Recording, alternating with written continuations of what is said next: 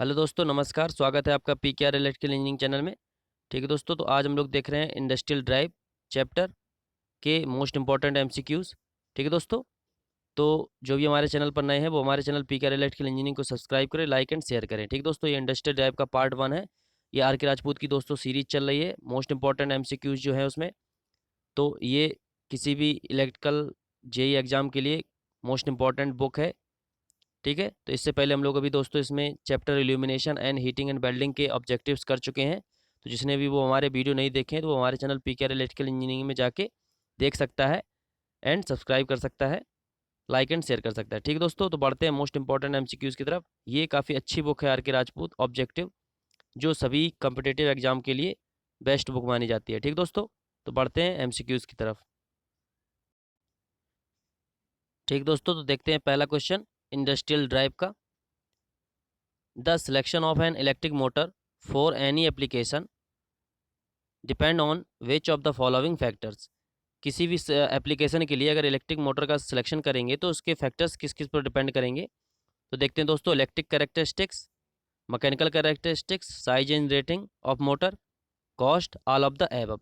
तो ये सारे के सारे जो फैक्टर हैं किसी भी एप्लीकेशन में हम लोग अगर किसी इलेक्ट्रिक मोटर को सिलेक्शन करेंगे किसी इलेक्ट्रिक मोटर का, तो ये सारे के सारे फैक्टर डिपेंड करते हैं उसके एप्लीकेशन पर। ठीक है दोस्तों, अगला क्वेश्चन दोस्तों, फॉर ए पार्टिकुलर एप्लीकेशन, किसी भी पार्टिकुलर एप्लीकेशन के लिए the type of electric and control gears, किस प्रकार के electric and control gears are determined, हम लोग डिटरमाइन करते हैं भाई which of the following consideration.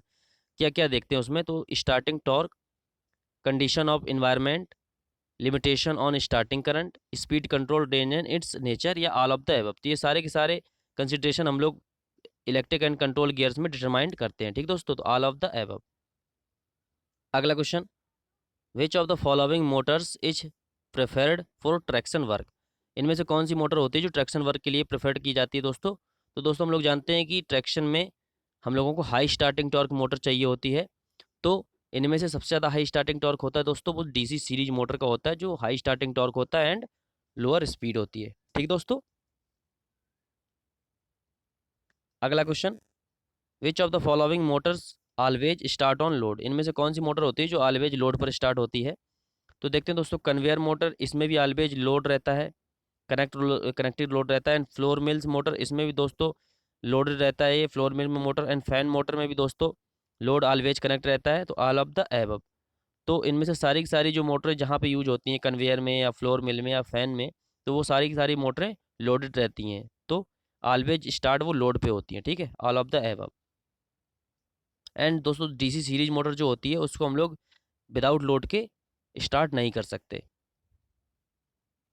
अगला question, question number 5, is preferred for automatic drives. Automatic drive में दोस्तों क्या प्रेफर करते हैं, तो इसमें दोस्तों जो होता है walled Leonard control DC motor को यूज हम लोग करते हैं या प्रेफर्ड करते हैं। ऑटोमेटिक ड्राइव में जो Ward Leonard control DC motor होती है उसको प्रेफर्ड करते हैं। अगला question, when the load is above space a synchronous motor is found to be more economical, कि मतलब कितने से ऊपर लोड हो जब हम लोगों के लिए सिंक्रोनस मोटर इकोनॉमिकल होगी। तो ये हम लोग दोस्तों जब मैक्सिमम या 100 किलोवाट से ऊपर लोड होगा तब हम लोग सिंक्रोनस मोटर को लगाएंगे तो वो इकोनॉमिकल होगी, नहीं तो इससे कम लोड पर दोस्तों सिंक्रोनस मोटर का चलाना हम लोगों के लिए इकोनॉमिकल नहीं होता है। ठीक है, ऑप्शन डी इज करेक्ट। अगला question, the load cycle for a motor driving a power press बिल्वी। तो पावर प्रेस में जो मोटर ड्राइव चलती है उसका लोड कैसा होता है दोस्तों, लोड साइकिल। तो ये होती है दोस्तों इंटरमीडिएट एंड वेरिएबल लोड। ठीक है, आसमान एंड वेरिएबल लोड होता है दोस्तों।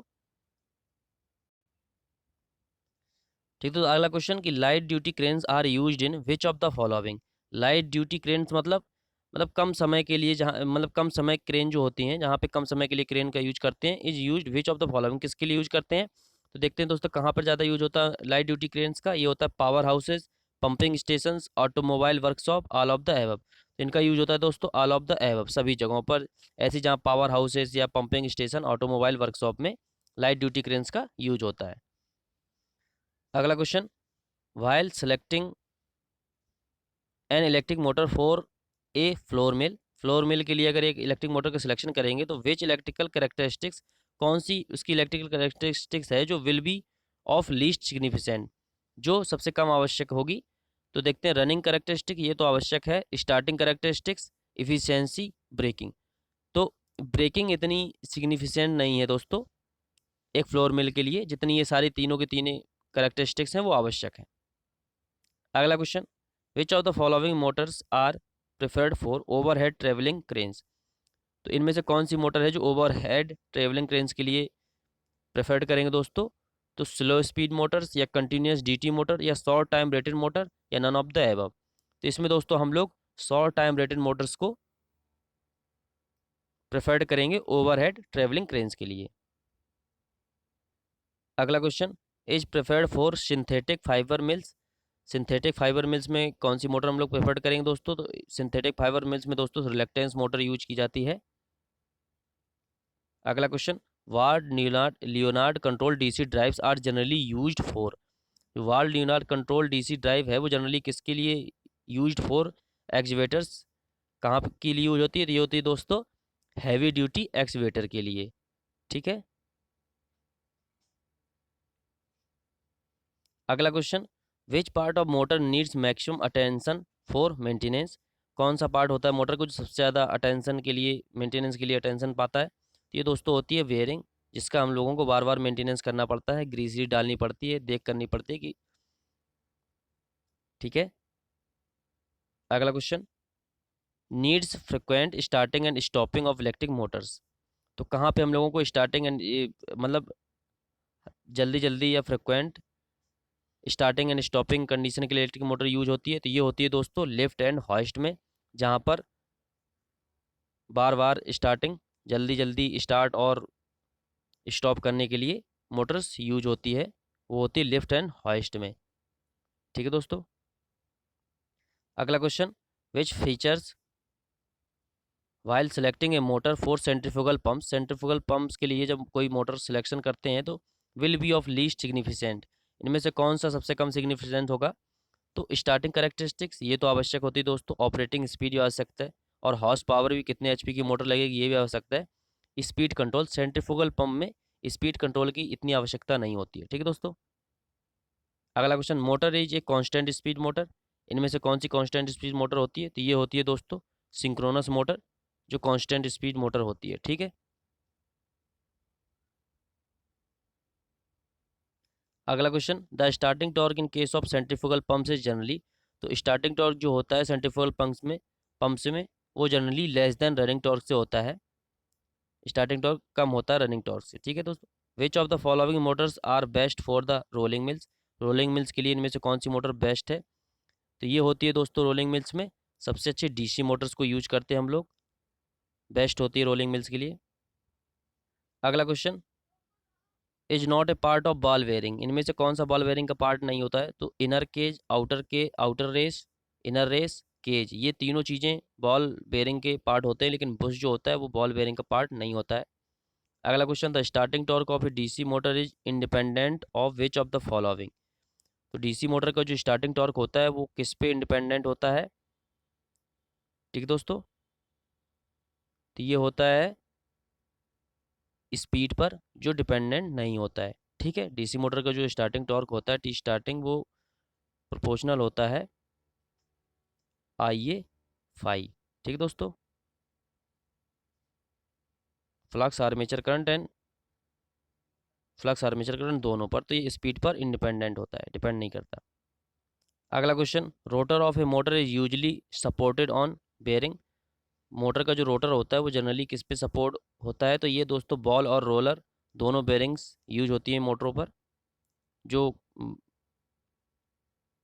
ज़्यादा एचपी की मोटर्स होती हैं, बड़ी बड़ी मोटरें होती हैं, उनमें रोलर बेयरिंग यूज करते हैं, एंड जो छोटी छोटी मोटरें होती हैं उनमें बॉल बेयरिंग्स यूज होती है।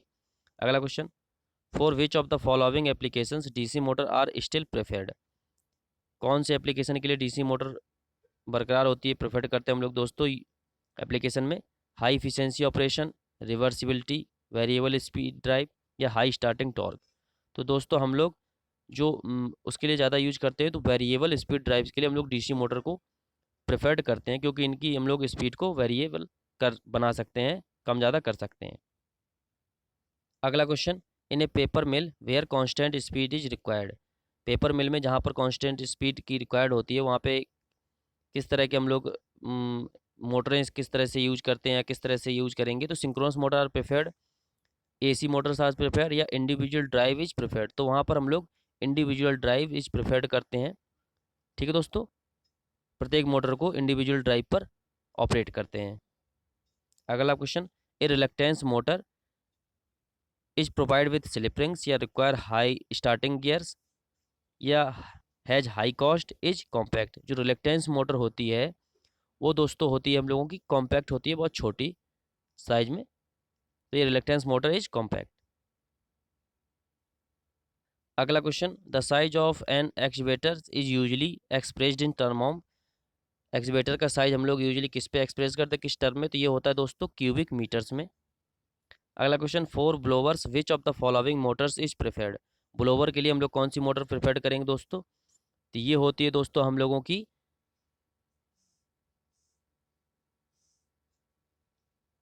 स्क्वायरल गेज इंडक्शन मोटर हम लोग इसमें प्रेफर्ड कर सकते हैं। ठीक दोस्तों। अगला question, belted slip ring induction motor is almost invariably used for. Belted slip ring induction motor हम लोग ऑलवेज कहाँ यूज करते हैं दोस्तों? तो ये मैक्सिमम यूज होती है दोस्तों जा कर्सर में हम लोग belted slip ring induction motor use करते हैं मोस्टली।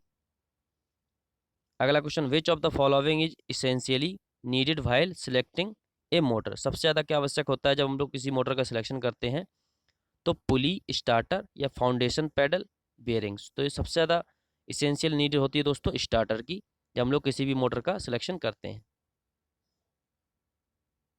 अगला क्वेश्चन, रिलक्टेंस मोटर एजे। तो रिलक्टेंस मोटर क्या है? एक तो ये दोस्तों एक self starting synchronous type motor होती है। ये self starting synchronous type motor होती है रिलक्टेंस मोटर। ठीक है दोस्तों, reluctance motor and status motor ये दो सिंक्रोनस मोटर के प्रकार होते हैं एक प्रकार से, जो कांस्टेंट स्पीड पर चलती हैं। ठीक दोस्तों।